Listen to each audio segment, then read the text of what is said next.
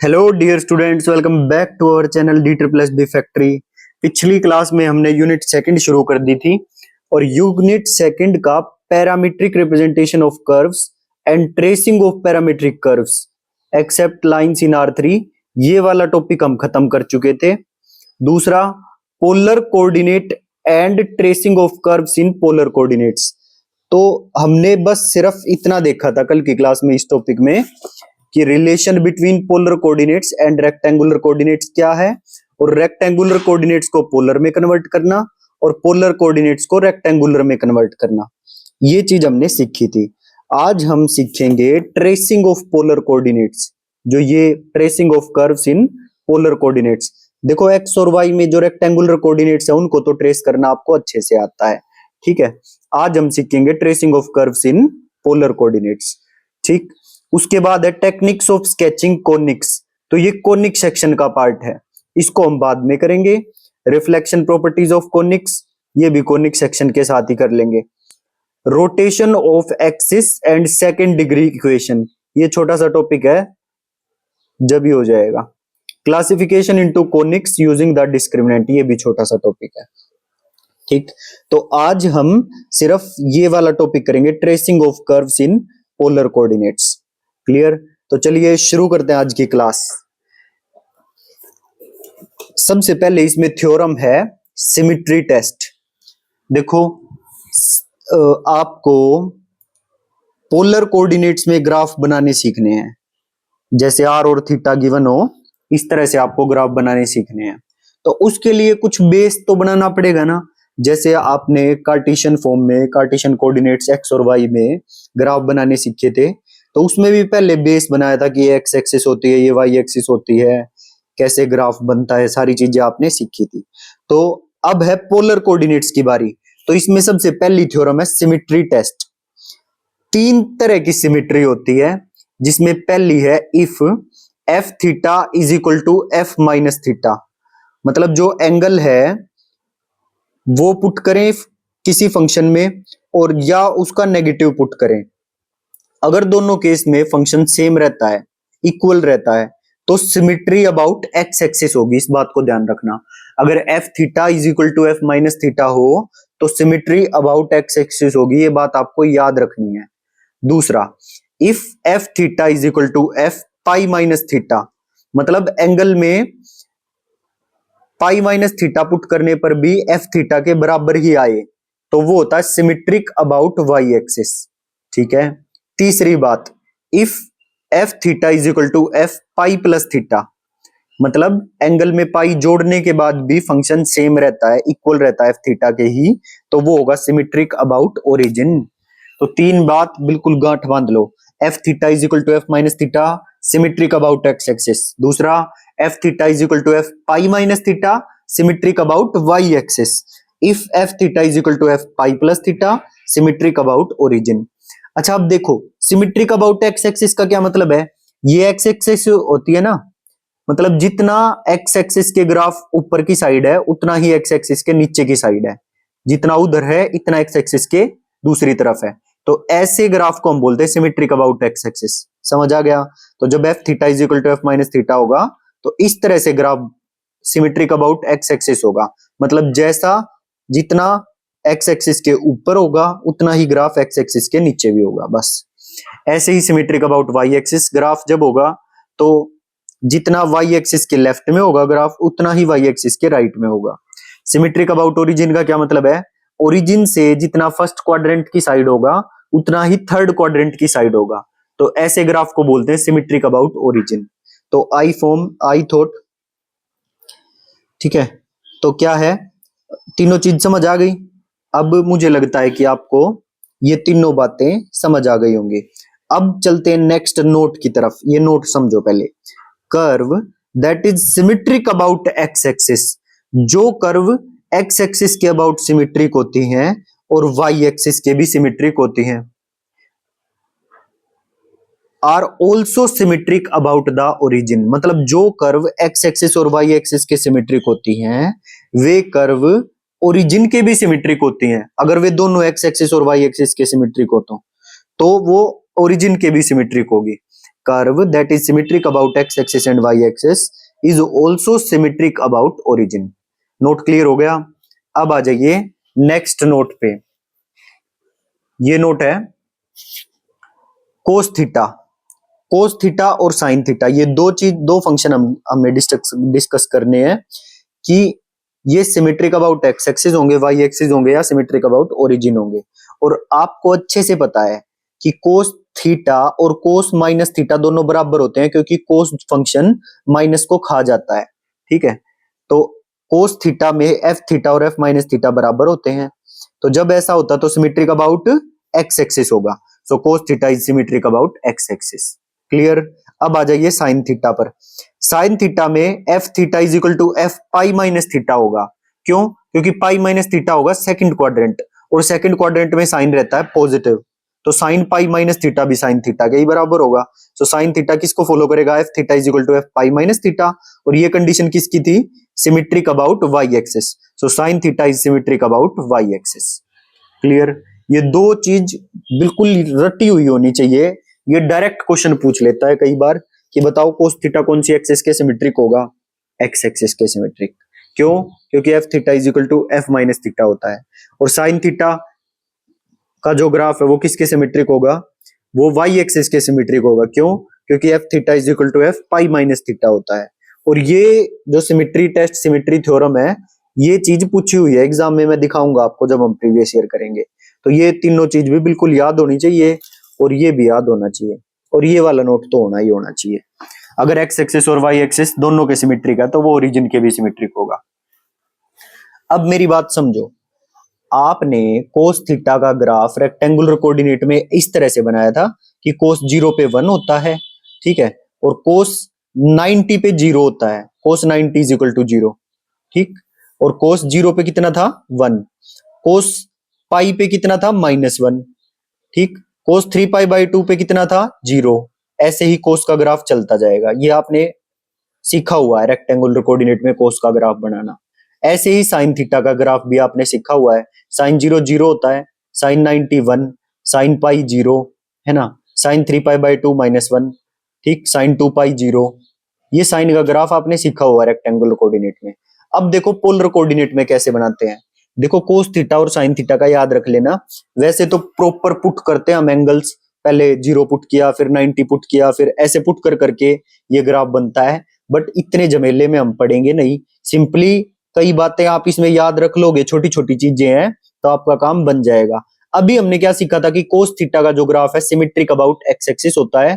तो ये यहाँ 1 यूनिट तक आता है ये ग्राफ, और इस तरह से गोल घूम के वापस ओरिजिन पे चला जाता है। So this is our cos theta का ग्राफ इन पोलर कोऑर्डिनेट, याद रख लेना। Same as it is sine का ग्राफ बनता है। साइन बताया था सिमेट्रिक अबाउट वाई एक्सिस होता है। ये ग्राफ भी ओरिजिन से चलता है पोलर कोऑर्डिनेट में, और घूम के वापस ओरिजिन पे आ जाता है, 1 यूनिट तक जाता है, ठीक है। तो ये दो ग्राफ आप पोलर कोऑर्डिनेट में याद कर लेना। हम टाइम वेस्ट नहीं करेंगे। कैसे आता है? जैसे 0 पुट करके एंगल की जगह पे फिर पाई बाई 2, ऐसे अलग अलग एंगल पुट करके ये ग्राफ बनता है। हम पुट करके नहीं दिखा रहे, हम सिंपली इस ग्राफ को याद कर लेंगे, क्योंकि स्टैंडर्ड है कोस थीटा का ग्राफ, साइन थीटा का ग्राफ इन पोलर कोऑर्डिनेट। अब आप ये कंफ्यूज मत हो जाना, रेक्टेंगुलर कोऑर्डिनेट जो हम एक्स वाई एक्सिस करके बनाते हैं, और पोलर कोऑर्डिनेट में आर और थीटा के हिसाब से ग्राफ बनता है। क्लियर है? अब आगे चलते हैं।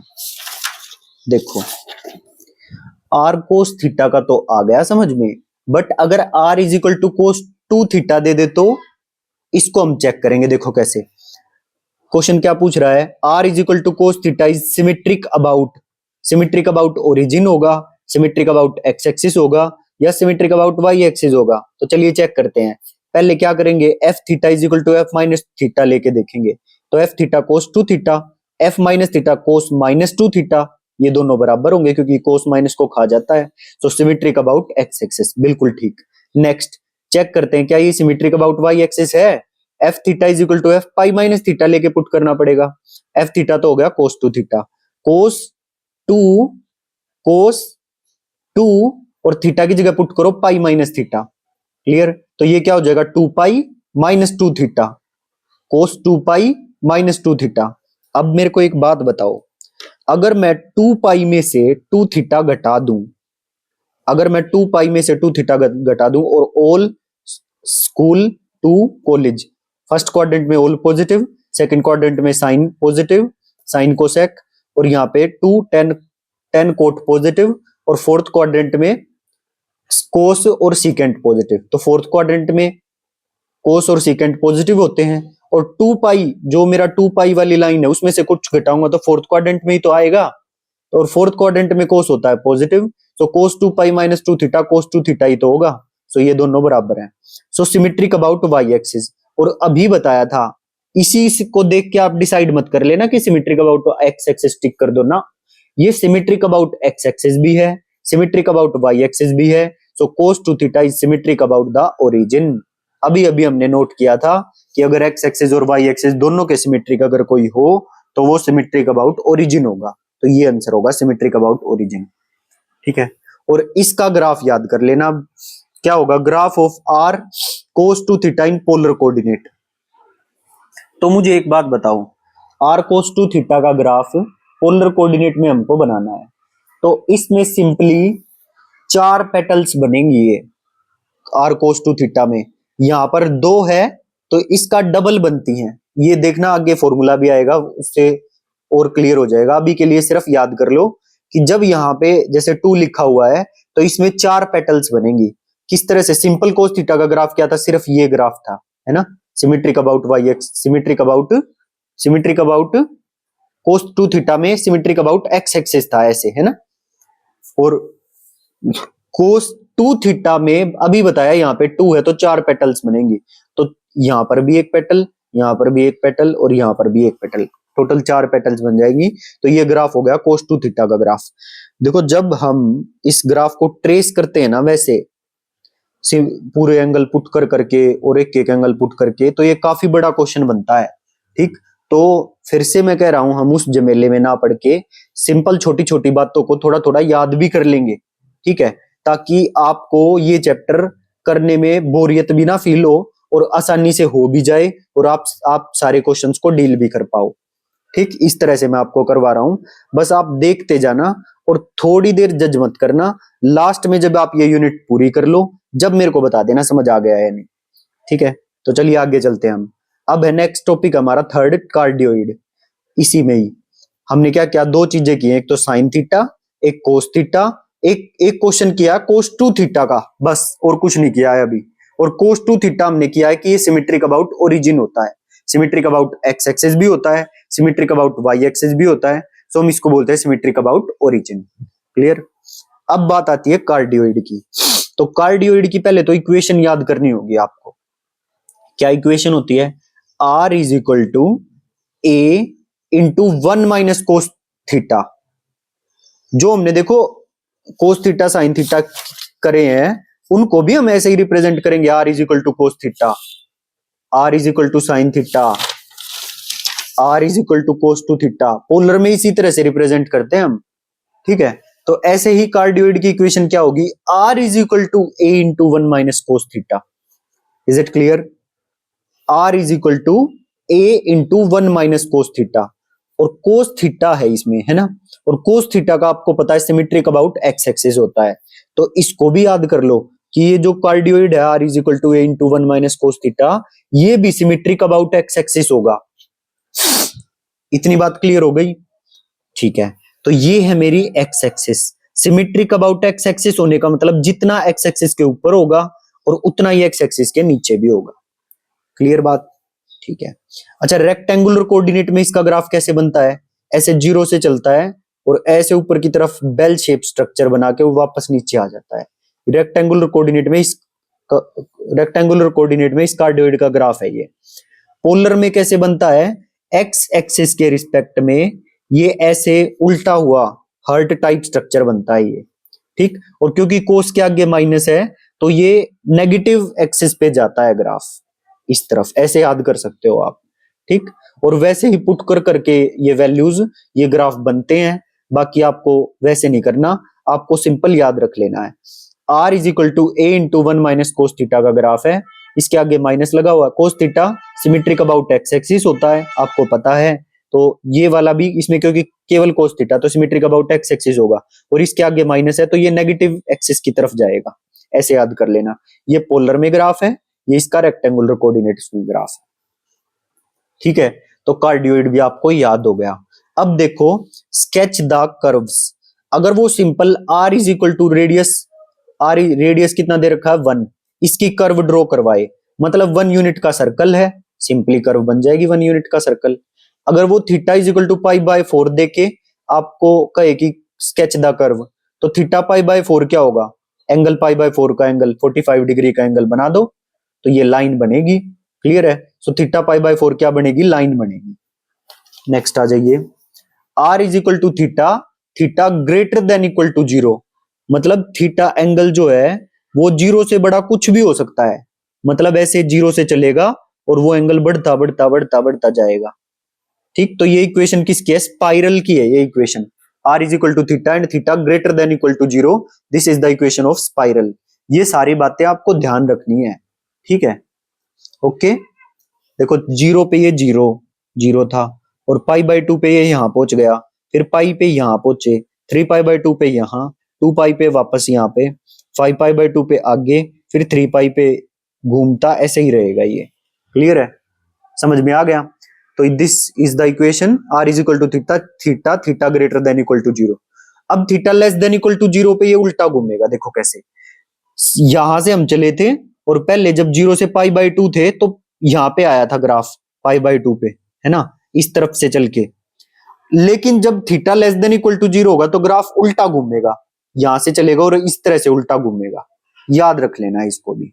ठीक, और जब दोनों बोल दे कि theta less than equal to infinity and theta greater than equal to minus infinity, इस तरह से अगर एंगल दे दे और r is equal to theta equation दे दे तो दोनों तरफ से ग्राफ घूमेगा। मतलब देखो इस तरफ से भी घूमेगा ऐसे और उल्टा भी घूमेगा ऐसे, दोनों तरह से ग्राफ घूमेगा ये। क्लियर, खुद बना के देख लेना एक बार, समझ आ जाएगा। देखो पहले यहां से गया, इधर आके नीचे आया और उल्टा चलेगा क्योंकि दोनों तरफ से गिवन है, इधर से चला और ये इधर आया। ठीक, फिर ऊपर गया ये और फिर ये घूम के नीचे आया और यहां से ये चला और घूम के ऐसे नीचे आया। ठीक, तो ये दोनों तरफ से चलेगा ऐसे। ठीक है, तो इसका ग्राफ कुछ इस तरह से मिलेगा। अगर आपको दे दे तो पहचान लेना कि theta less than equal to infinity and greater than equal to minus infinity, r is equal to theta का ये ग्राफ है। ठीक, और थीटा 0 से पाई बाय 2 फिर पाई ऐसे घूमेगा इस डायरेक्शन में, तो वो theta greater than equal to 0 का ग्राफ है। ठीक, और लेस देन इक्वल टू 0 का ग्राफ इस तरफ से घूमेगा। क्लियर, तो ये थी सारी बात। तो हमने एक कार्डियोइड वाली इक्वेशन की है, r is equal to a into 1 minus cos theta वाली। देखो शुरू से रिवाइज करवाता हूं। r is equal to cos theta के बारे में हमने पढ़ा, r is equal to sine theta के बारे में पढ़ा, r is equal to cos 2 theta के बारे में पढ़ा, सिमेट्रिक अबाउट ओरिजिन होता है। r is equal to cos 2 theta का ग्राफ बनाना सीखा पोलर में। कार्डियोइड की इक्वेशन सीखी, r is equal to a into 1 minus cos theta, r is equal to a into 1 minus cos theta. इसका rectangular में ग्राफ और पोलर में ग्राफ दोनों देखे। ठीक है, उसके बाद हमने r इज इक्वल टू कुछ भी गिवन हो उसका सर्कल बनेगा ये सीखा। अगर एंगल कांस्टेंट गिवन है तो उसमें लाइन बनेगी ये सीखा। और उसके बाद r is equal to theta, theta greater than equal to 0 का graph, r is equal to theta, theta less than equal to 0 का graph, r is equal to theta, theta between minus infinity to infinity का graph.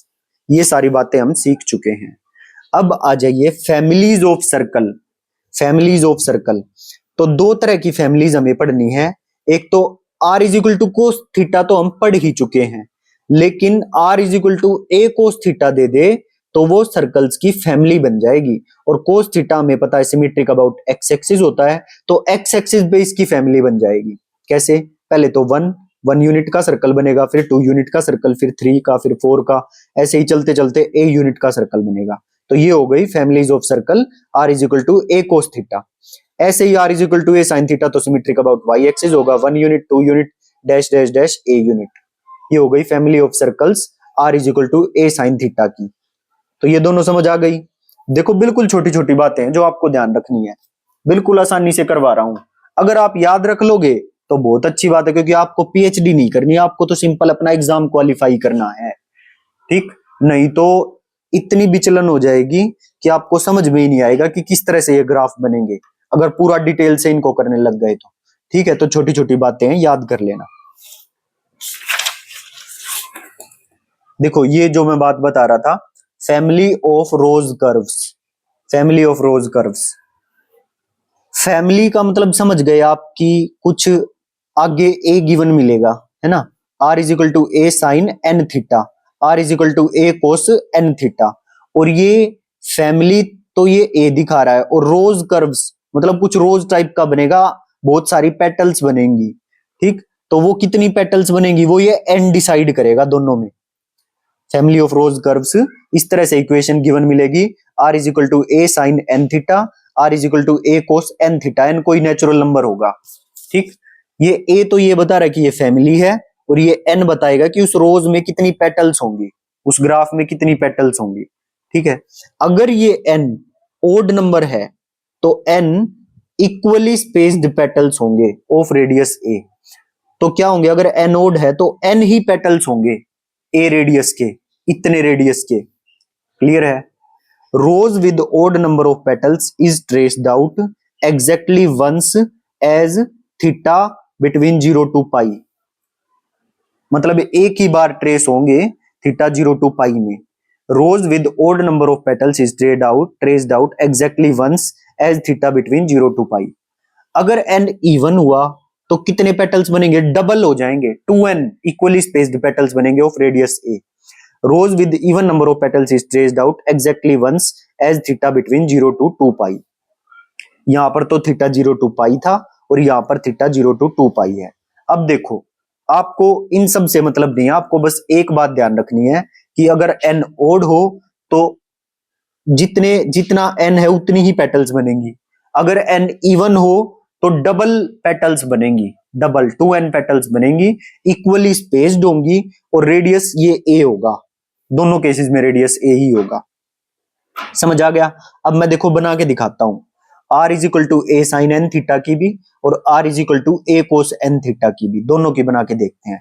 देखो अगर ये N 2 के equal हो तो अभी बताया जब इवन होगा तो डबल हो जाएंगी पेटल्स, तो डबल हो जाएंगी तो कितनी पेटल्स हो जाएंगी, 4 पेटल्स, मतलब 4 पंखड़ियां बनेंगी इसकी ग्राफ की, ठीक है। और 4 कैसे बनेंगी, देखो 1 2 3 4, ठीक, रेडियस होगा इनका ए, और n इज इक्वल टू 2 है तो कितनी बनेंगी, 4 पेटल्स बनेंगी, 1 2 3 4। समझ आ गया। अब आगे देखो, अगर n इज इक्वल टू 3 है मतलब ओड नंबर है, तो ओड नंबर है तो इतनी ही पेटल्स बनेंगी, 3 ही पेटल्स बनेंगी, कितने रेडियस की, ए रेडियस की, तो यहां से हमने बताया 1, और इक्वली स्पेस्ड होगा, मतलब ये स्पेस और ये स्पेस बराबर रहेगा, तो एक तो यहां बना ली, एक यहां पर, एक यहां पर, ठीक। आपसे बनवाएगा भी नहीं वो सिंपली पूछेगा r is equal to a sine 3 theta में कितनी पेटल्स होंगी, आप डायरेक्ट बता दोगे 3 पेटल्स होंगी। R is equal to a sine 4 theta में कितनी पेटल्स होंगी, 4 पेटल्स होंगी, 4 नहीं, r is equal to a sine 4 theta में 8 पेटल्स होंगी, क्यों, क्योंकि डबल हो जाती है पेटल्स, तो वही है एन इज इक्वल टू 4, देख लो 1 2 3 4 5 6 7 8, ऐसे 8 पेटल्स बनेंगी बस, ठीक है, बिल्कुल आसान। आप एक बार बना के देख लेना, आपको जिंदगी भर के लिए याद हो जाएंगी ये। ऐसे ही कोस थीटा में देखो, जो कोस थीटा है इसमें कैसे बनती है, जब n इज इक्वल टू 2 हो तो डबल हो जाएंगी 4, इसमें यहाँ एक्सिस से शुरू होगा 1 2 3 4, ये 2 वाला तो आप ग्राफ पहले भी बना के आ चुके हो पीछे, 4 पेटल्स वाला, ठीक है। 3 होगा तो 3 बनेगी, इसमें पेटल्स साइन थीटा में यहां से बननी शुरू होंगी, यहां से, क्लियर, और ए कोसेन थीटा में पेटल्स यहां से बननी शुरू होंगी, फिर इक्वल स्पेस छोड़ो 2 3 4, 3 में 1 2 और ये 3, और 4 में 8 पेटल्स बनेंगी, 1 2 3, इक्वली स्पेस्ड पेटल्स 8 पेटल्स, जिस भी ग्राफ में होंगी 4 ऑप्शन में से आप पहचान लोगे, ठीक है। तो ये बात थी पेटल्स की, रोज पेटल्स की, इस पे क्वेश्चन पूछा जाता है जरूर, वो ये पूछ लेगा बताओ r is equal to a sine 2 theta कितनी पेटल्स होंगी, 4 पेटल्स 5 पेटल्स 6 पेटल्स 7 पेटल्स, ऐसे 4 ऑप्शन दे देगा, तो उसमें से आप बता देना 4 पेटल्स होंगी, बस इतना सा इजी है।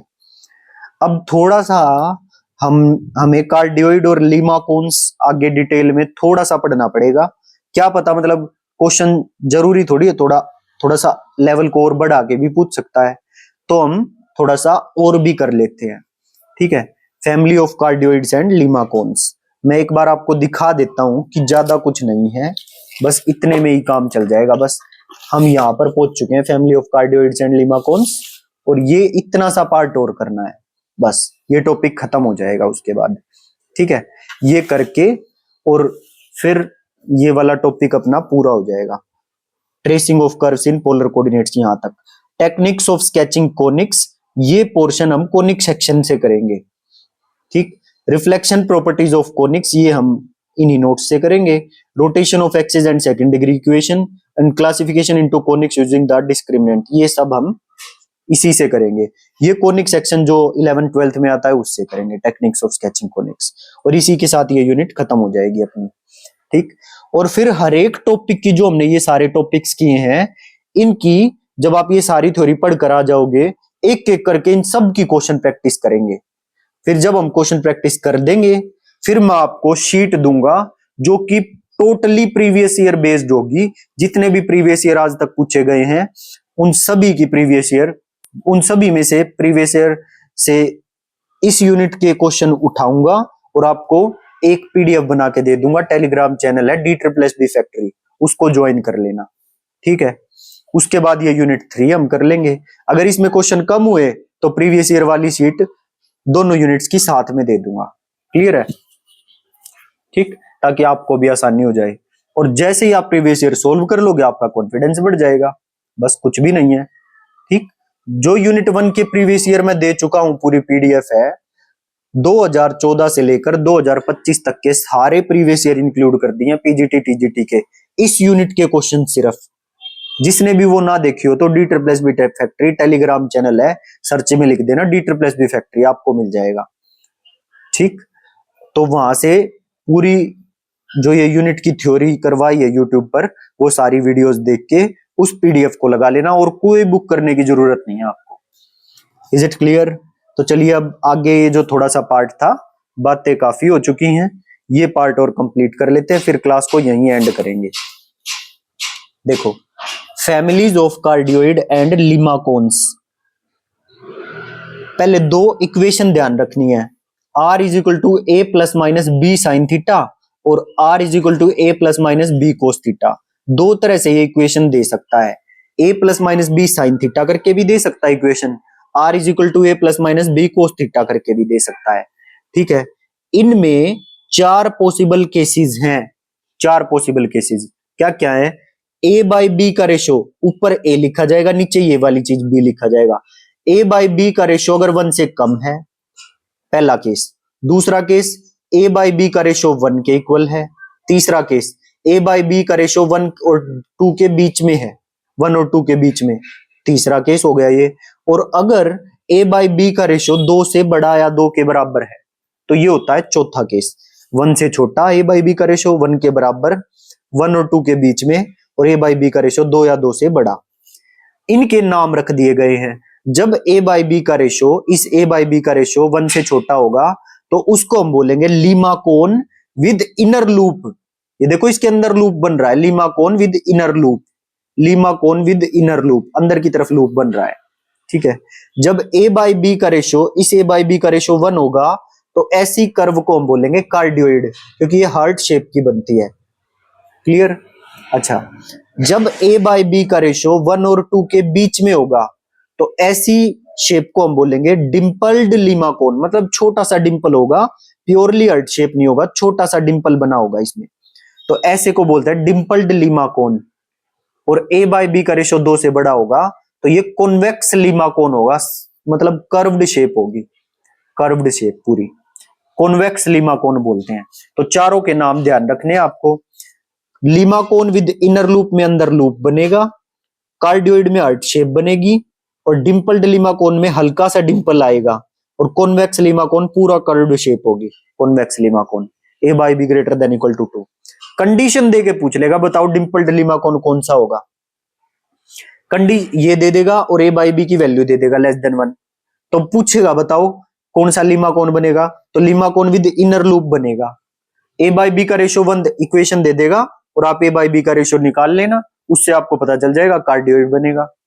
4 ऑप्शन दे देगा, बताओ लीमाकोन विद इनर लूप बनेगा, कार्डियोइड बनेगा, डिंपल्ड लीमाकोन बनेगा, या कॉन्वेक्स लीमाकोन बनेगा। वेरी सिंपल, कुछ भी करने की जरूरत नहीं है। इस तरह से क्वेश्चन बन सकता है। बस ऐसे ही 4 ऑप्शन दे देगा, ये इक्वेशन दे या ये इक्वेशन दे, आपको किसी से कोई मतलब नहीं है, सिर्फ a बाई बी का रेशियो निकालो और उसी से आप डिसाइड कर सकते हो Lima cone with inner loop होगा, कार्डियोइड होगा, डिम्पल्ड लीमा कोन होगा या convex Lima cone. I hope एक एक बच्चे को समझ आ गया होगा। तो चलिए आगे चलते हैं एग्जाम्पल की तरफ। देखो r is equal to a plus cos theta मुझे गिवन है, तो मतलब यहां पर जो b है उसकी वैल्यू जरूर 1 होगी, इसमें तो कोई दो राय नहीं है ना, क्योंकि कुछ नहीं है तो इंटू 1 होगा। Is it clear? और इसने फर्स्ट ऑप्शन में दे दिया a की वैल्यू 0.25 है, 0.25, तो 0 रेशियो निकालेंगे तो 0.25 अपॉन में 1 है ना, तो 0.25 पॉइंट हटाएंगे तो 1/4 आ जाएगा सोल्व करके, और 1/4 लेस देन 1 है, लेस देन 1, तो सिंपल सी बात है क्या बनेगा, limacon with inner loop बनेगा, limacon with inner loop, खत्म।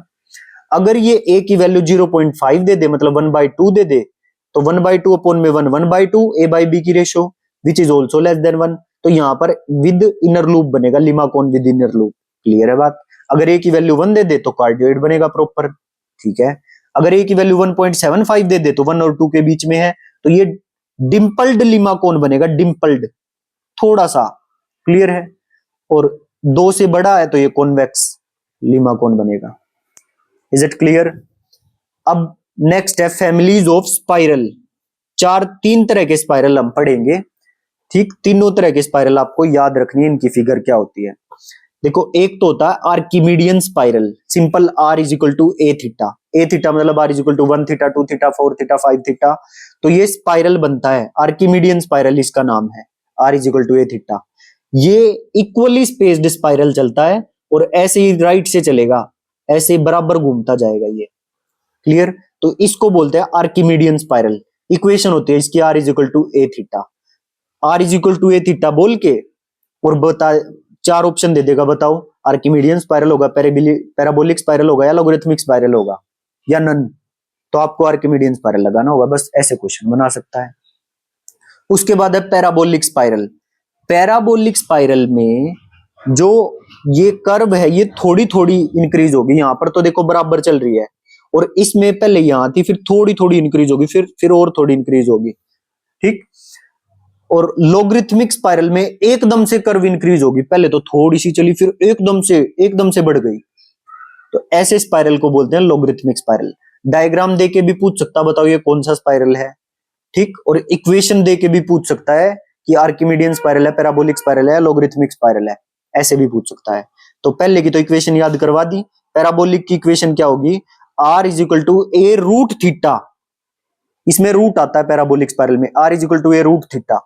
और लॉगरिथमिक स्पाइरल में r इज इक्वल टू ए ई की पावर b थीटा, इस तरह से बनेगा, मतलब एक्सपोनेंशियल होगा इसमें, तभी तो दोनों तरफ log ले लेंगे फिर ये कैंसिल हो जाएगा, तो इसलिए लॉगरिथमिक स्पाइरल में एक्सपोनेंशियल आता है, r इज इक्वल टू ए ई की पावर b थीटा, और ये simple r is equal to A root theta, और ये r is equal to A theta. Archimedean spiral, parabolic spiral, logarithmic spiral, दिखाऊंगा आपको, पेपर में क्वेश्चन आता है इस पे, ठीक है। इसी के साथ आपका ये वाला टॉपिक जो हमने देखा था, curves in polar coordinate, tracing of curves in polar coordinate, खत्म होता है इसी के साथ।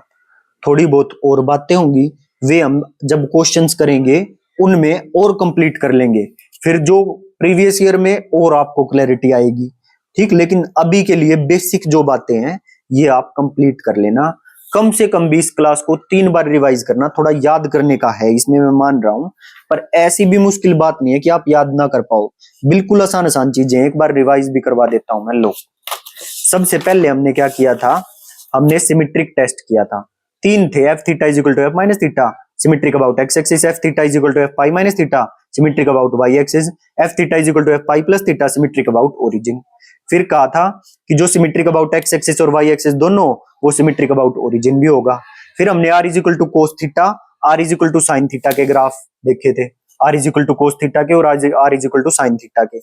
फिर एक चीज आई थी r is equal to cos two theta, ये क्वेश्चन था कि ये किसके सिमेट्रिक होगा, तो ये सिमेट्रिक अबाउट एक्स एक्सिस भी था, वाई एक्सिस भी था, तो हमने बोल दिया r is equal to cos two theta symmetric about origin होगा, ठीक।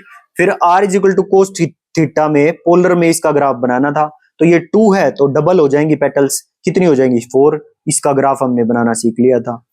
फिर हमने ये कार्डियोइड किया था, कार्डियोइड की इक्वेशन की थी r equal to a into 1 minus cos theta.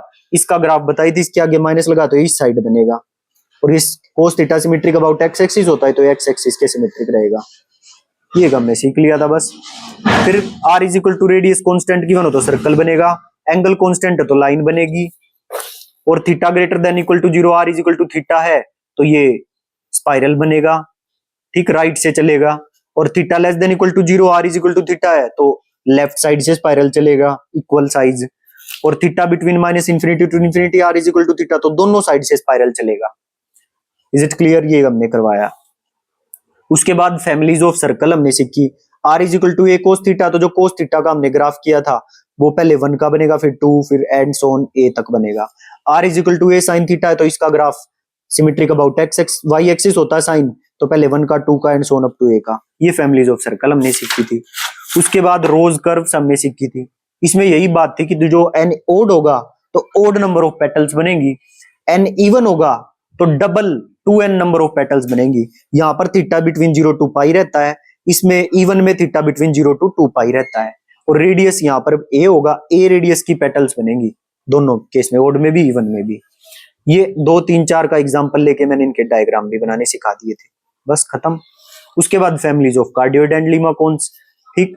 a by B की रेशो लेस देन 1 तो limacon with inner loop, a by B का रेशो 1 कार्डियोइड बनेगा, a बाई बी का ratio 1 to 2 dimpled limacon बनेगा, a by B का ratio greater than equal to 2 convex limacon बनेगा। और इसका example लेके भी प्रॉपर बना के दिखा दिए थे। फिर फैमिलीज ऑफ स्पाइरल थी, आर्किमिडियन स्पाइरल, पैराबोलिक स्पाइरल।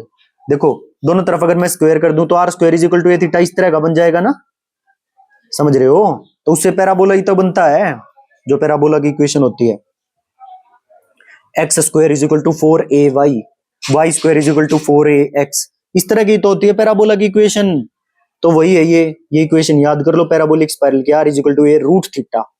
और एक है लोगरिथमिक स्पाइरल, लोगरिथमिक में एक्सपोनेंशियल आएगा इसकी इक्वेशन में, r इज इक्वल टू ए ई की पावर बी थीटा। बस ये याद करनी है आपको, कम से कम 2-3 बार रिवाइज कर लेना, आपका काम हो जाएगा, ठीक। जिसने भी चैनल को ना सब्सक्राइब किया हो तो please D+B factory YouTube channel को सब्सक्राइब कर लीजिए, और टेलीग्राम चैनल को भी जरूर ज्वाइन कर लीजिए। D+B फैक्ट्री सर्च में लिखोगे टेलीग्राम पर तो आपको चैनल मिल जाएगा, ठीक है। वहां पर रेगुलरली आपको जो भी क्वेश्चंस की PDF है वे शेयर करनी होगी तो वे सभी आपको वहीं मिलेंगी, और क्लास के लिंक भी आपको वहीं पर मिल जाया करेंगे। तो और कोई इन्फॉर्मेशन होगी वो भी आपको वहीं पर मिलेगी। तो D+B फैक्ट्री टेलीग्राम चैनल को ज्वाइन कर लीजिए, ठीक है। अपने दोस्तों के साथ भी शेयर करना है जो भी TGT मैथ्स की तैयारी कर रहे हो। तो मिलते हैं नेक्स्ट क्लास में, कमेंट करके जरूर जाना है। Till then bye bye, thank you.